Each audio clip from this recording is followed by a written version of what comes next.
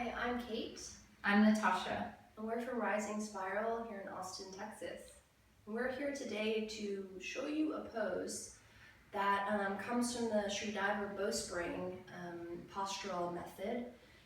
That is a pose that's going to help you really find, reconnect, and strengthen your gluteal muscles. So all of those strong muscles on your hips that can really help push you when you walk and stabilize your pelvis, and can really help so much with a lot of kind of the chronic lower back things that can just start to happen to us over time. It's really great for just getting up in your day, standing up out of your chair and doing this pose and really starting to fire those muscles on your back body. So I'm gonna have Natasha start facing the side. She's gonna take a wide stance, so her feet are gonna be wider than her hips. One of the major components of this practice is that our knees are bent. So our knees bend forwards into a soft bend, and we even hover our heels just about an inch. As you can see here, her pelvis is slightly moving forward so that she can create a softness in the fronts of her hips or her groins.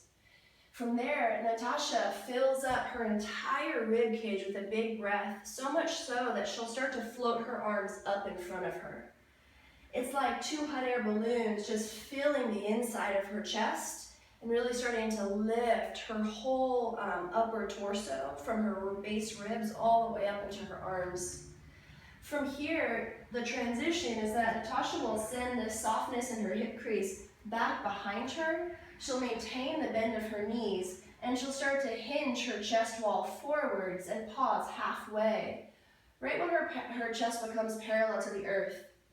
The tendency here can be for our knees to move towards each other, like this way. Instead, you want to use almost a resistance force outwards, as if her hands, or my hands, were on her outer knees and her outer thighs, and she pushes out into them.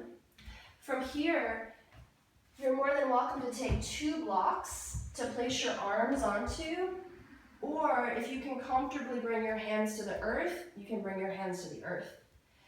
So what can happen here, in addition to having the knees come forwards, is sometimes the spine will tend to round into a flexion, as Natasha's showing here.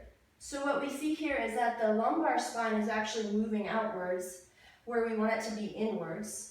Yeah, and then the chest, you see how beautifully her chest was able to expand from there?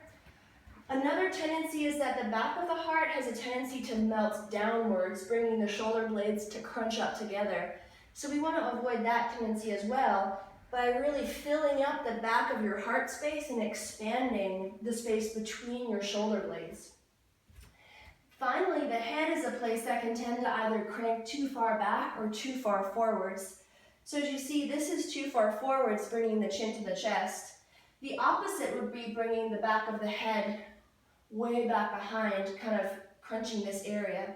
Instead, we want to bring it like Goldilocks, like right there in the middle. So Natasha will even bring her vision down in front of her, and she can elongate the back of the neck. Her heels are hovering here 1 inch from the earth, and her toes are gripping and pushing downwards, creating almost like a springy quality to the bottom of her foot, the arches of her feet. In addition, she's also thinking about kicking her feet back behind her, almost like a bull scratching back.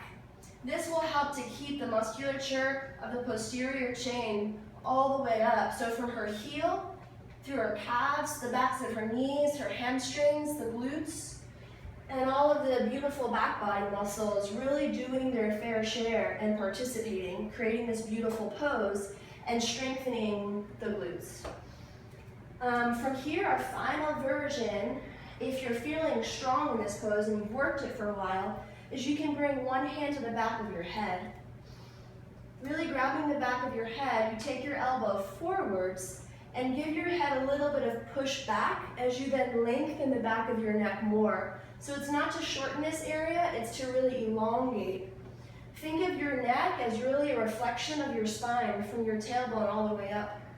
Finally, for a little extra spice, you can add the second arm behind your head, making sure that this all stays the same. If you start to round or go into flexion, Come back out, reposition yourself, and just stay where you can keep and hold this shape.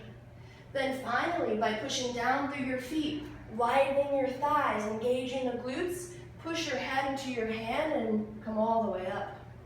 Yeah. And then finally, extend your arms back up overhead. Take one more deep breath in to really feel this lift all the way up, circumferentially along the rib cage. And again, thank you, Natasha. This is a great pose that you can do really in the middle of your day. Give yourself some space, extend your spine, fire your glutes, and get some relief. Thank you. Thanks, guys.